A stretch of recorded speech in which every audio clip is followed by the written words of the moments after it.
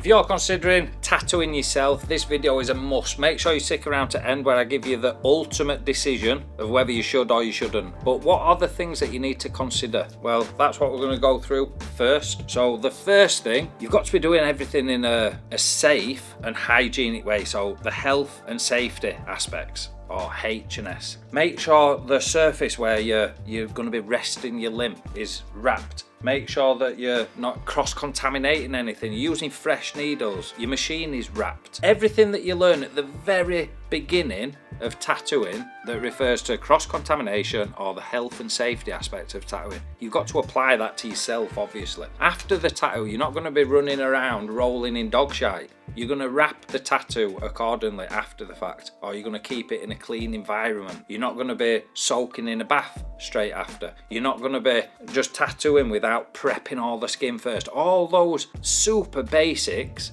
you've got to take into consideration. What else? So that's we're doing it in a safe place now. We're all wrapped. We're doing it in a clean environment, whether that be in a studio, at home if you've got a dedicated space, whatever the situation looks like for you. What's the next bit? Well, you've got to understand, and this I think is crucial, and it's a difficult thing which we'll get onto later in a bit more detail, but you've got to understand depth. So are you tattooing at the correct depth? And understanding that there is different methods that rely on a change in depth as well. So if we're wanting to do a solid line, that depth has got to be 100% consistent. Whereas if we were doing whip shading, which you should know how to do if you're even considering tattooing yourself, we've got countless videos on channel that cover this, and obviously we cover it in depth in my online course as well. But if you're doing whip shading, that relies on one, a change of speed, but also a change in depth. As you come in towards the end of the whip, you're speeding your hand up, but you're also leaving the skin as well. You understand the different layers of skin, how they respond. So all that is covered under the depth, I think. What else would we need to know if we were ever considering to tattoo ourselves? Well, you'd have to understand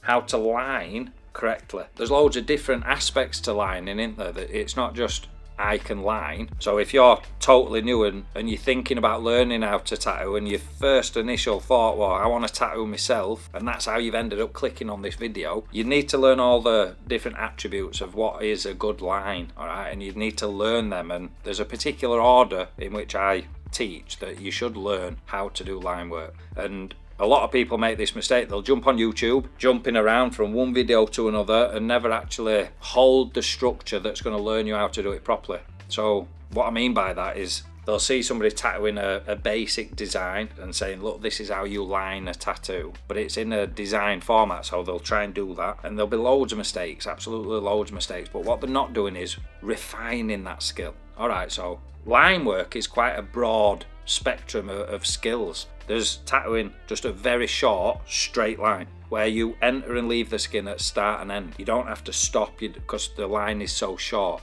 Then there's obviously a longer version of that. What if the line is really long? Then you've got to be able to implement a different skill, because you've got to be able to get halfway through that, and then for whatever reason you might have to top your ink up. You might just be in an uncomfortable position, especially if you're tattooing yourself. It's an awkward thing to do. You might have to stop, readjust, or change your hand position. So then we've got to be able to join that line back into the other one without it being obvious, like an invisible join. That's a totally different skill in itself. I'm guessing whatever tattoo design that you're planning on tattooing yourself is not just straight lines. So how do we tattoo a curved line or a circle, or different line weights, different needle choices when it comes to your line work? There's so many variables within just learning how to line, and there's an order in which you should learn them, different variables. So that's something that you're going to have to consider. We've got the health and safety, we've got the depth, making sure that we're doing it at a safe zone,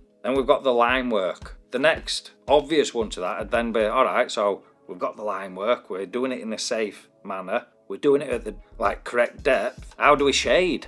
Unless you're just wanting a line work tattoo, if there's any form of shading in there, well, that's another skill that you've got to learn. And just like line work, it's not just shading, there's not just one thing to consider. This is where people start to get lost, because just in these four, there's actually hundreds of things that you've got to learn and focus on, all right? Shading is no different. You've got to learn how to pack colour, you've got to learn how to brush shade, whip shade, how to get that consistent tone, how to make an image pop or a tattoo pop by creating that contrast, and that's typically done within the shading. It also comes down to the design choice, which is the next thing that I want to talk about. Design. And this is, it's not set in stone, this, because it's down to personal preference. However, there is rules to follow as such. The directional flow of a design.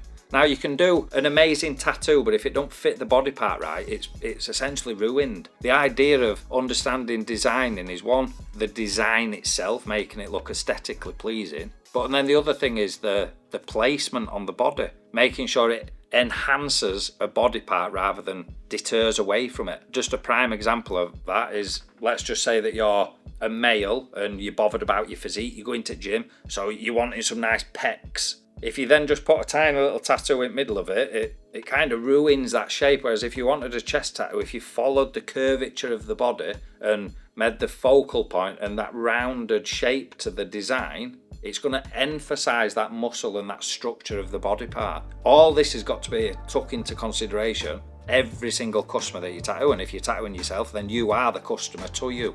So it's something that you need to prioritize when it comes to the design choice and the location, the placement, whether it flows with the body. So we've got now 5 things that we need to start consider. Just quickly, if you found it useful and you're interested in drills, simple designs, full tutorials, a step-by-step curriculum, and been surrounded by like-minded people, check out our school community. The other thing is the pain.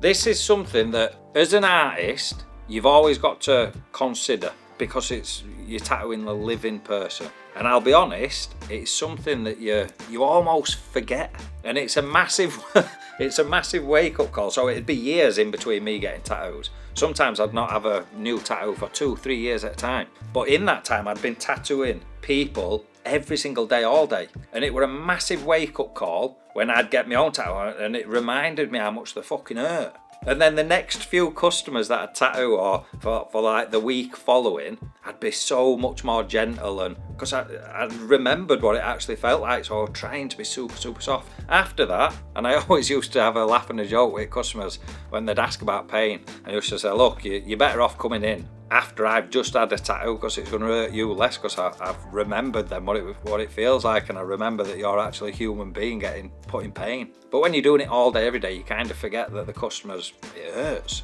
And when they start wincing about and that, you just think, oh God, one of them ones. That is the thought process a lot of the time. And it's wrong really, but it just can't be helped. It's human nature. But then there's the effect that has when you're tattooing you. What do I mean by that? Well, if you're in pain, your technique, your depth control, the way you shade, the way you line is going to change. Because when you're tattooing somebody else, you can't feel a thing. But when you're tattooing yourself, you are the person that can feel everything. And that changes quite a lot. And it's one of the main reasons why I say, and this is the conclusion of this video and my advice to you, if you're considering tattooing yourself early on, then it's because you're learning how to tattoo. And there's loads of artists out there, some even that have got online courses, some that even put videos out how to tattoo yourself for the first time, and these are online educators, almost saying that it's a good thing. Do not tattoo yourself while learning. It is a stupid idea, and you should not be doing it. And I'm going to now go over the reasons why that is the case. We'll stick to the pain principle to start with. If you're tattooing yourself, one, you're limited to where you can do it, because you have got to have that stretching hand, or you've got to be able to position your body in a way where it's stretching the skin. That comes down to the depth as well. That's what that's going to affect. But the pain principle is the one that's the main thing. So when you're tattooing yourself, you're going to struggle to get to the correct depth, and you're going to shade different techniques, or a lot softer, a lot gentler. You're not going to do it like you would on a person. So therefore you're just training yourself bad habits, because you can feel it. So you're going to slow down, you're going to do it gentler. All right, then you might not go to the correct depth and bits is going to fall out. Because you can feel the pain, it is 100% different to tattooing somebody where you can't feel it, because you would just do it as you taught, which is the correct way. I'm not therefore saying while you're learning, just go out and tattoo people. What I am saying is there is specific things out there, these things, artificial Skin. I use the brand Skins. If you want to check them out, there's a link in the description. They're the best that I've used by far. These are purposely built for learning how to tattoo. When you are learning, your work is not going to be amazing. You're just starting out. So why would you want work on you that is essentially not good? Because you're your best advert. And this goes against what most people say, oh yeah, you practice on yourself, that's how you learn. I've never heard anything as stupid when we've got mats to learn on. Once you're then at a good standard on the mats and you know all the line work drills, the shading drills, the movements, everything's like second nature, you've built that muscle memory, then you'll gradually start moving on to people and you're in the correct environment with correct supervision if you need it. But you're doing things in the correct way. If you're just tattooing yourself willy-nilly and the health and safety's not been thought of, you're tattooing at the wrong depth, the line work's fucking all over the place, the shading is a complete mess, that is a disaster waiting to happen. One, you're going to be covered in a load of shite. Why would you want that? Two, if you're serious about learning, and hopefully if you're on this channel you are, because you're the type of person that this video is built for, you're going to ruin your reputation before you've ever even built one. Oh yeah, I tattoo myself. That to me screams not a professional. I would rather somebody say, look, I'm not tattooing myself or anybody else, I am learning correctly, I'm doing it on artificial mats so it's safe, I'm not hurting anybody, there's no cross-contamination, I'm learning things in a structured way, doing things step by step in a controlled manner. That sounds mature, that sounds like somebody that wants to make a success in this industry. If I heard somebody say, yeah, I'm learning how to tattoo, I've just done this on my leg, I just think, oh, fuck off, you idiot. All right, and that's not to try and put anybody down. If you've done that, hopefully this lesson or this video will be a bit of an eye-opener. Look, let's do things seriously from day one. Learn on the correct materials, learn things in the correct order, and then start tattooing. And I'm not against tattooing yourself. I'd have no problems like now tattooing my own leg. But I've been doing this for years. I've tattooed thousands of people. I'm not doing it as a learning skill. I'm doing it because I want to tattoo and it's somewhere where I could actually tattoo it myself. So why not? I'd do it myself. But I've got the years of experience. What I am against is people tattooing themselves or anybody else as a learning activity. Then a lot of people may comment on this thinking, well, how else are you supposed to learn? Once you get to that stage on a mat, eventually you've got to start tattooing people. You are, but your level of tattooing is right up here. Once you've been tattooing their mats for 6 months, a year, especially people following my course, we've had people in 6 months go from never holding a machine to being absolutely amazing tattoo artists and opening their own studios worldwide. The trick is you get your skills that good on the artificial mat, so the level of ability is right up here. But then when you start tattooing people, you bring it right back down to the basics, the simple designs, the ones that take 15, 20 minutes. Because then you've got to finish your learning curve with that one last thing, tattooing a person, real skin and dealing with a customer. Everything else stays the same. The health and safety, you've been learning that for months. The depth, you've been learning how to understand that on the mats. The line work, the shading, everything else is the same. You're just getting used to that one variable, a human being's skin. So we bring it all right back. For the next 3 months, 6 months, you're doing really simple designs that you know 100% I could do that with my eyes shut.